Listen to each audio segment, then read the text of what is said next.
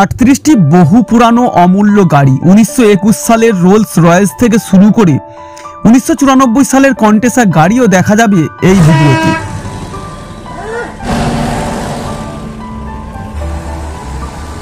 আজ থেকে প্রায় 100 বছরেরও আগে রমরমে বাজার ছিল।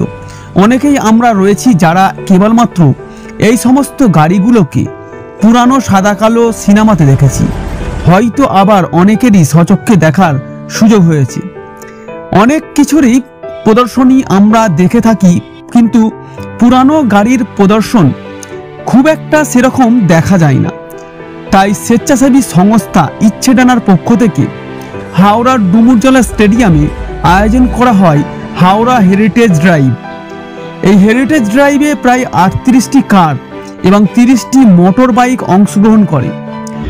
এই গাড়ির যে ইন্টারনাল কম্বাসশন ইঞ্জিন, এটা 1934 সালে যা ছিল তারপর থেকে প্রচুর চেঞ্জ হয়ে গেছে, কিন্তু এর যে বেসিক মেকানিজম গত 100 বছরে ইন্টারনাল কম্বাসশন ইঞ্জিনের খুব একটা চেঞ্জ হয়নি।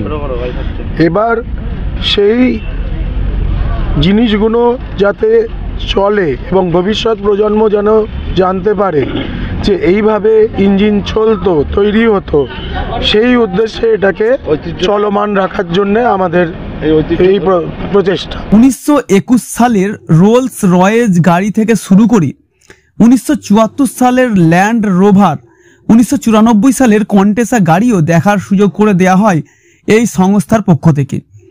পুরানো গাড়ির প্রদর্শনী এই সংগঠনের পক্ষ থেকে গত বছরও করা হয়েছিল, এবছর দ্বিতীয় বছরে পদার্পণ করলো।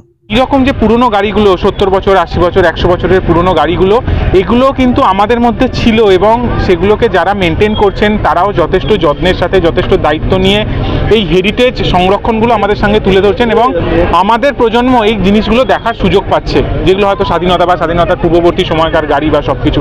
তো সেটা আমরা সমাজকে একটা দেখাতে চাইছি, বার্তা দিতে চাইছি যে এগুলো আমাদের অঙ্গ, এগুলো ঐতিহ্যকে ধরে রাখা বা ঐতিহ্যকে বহন করা।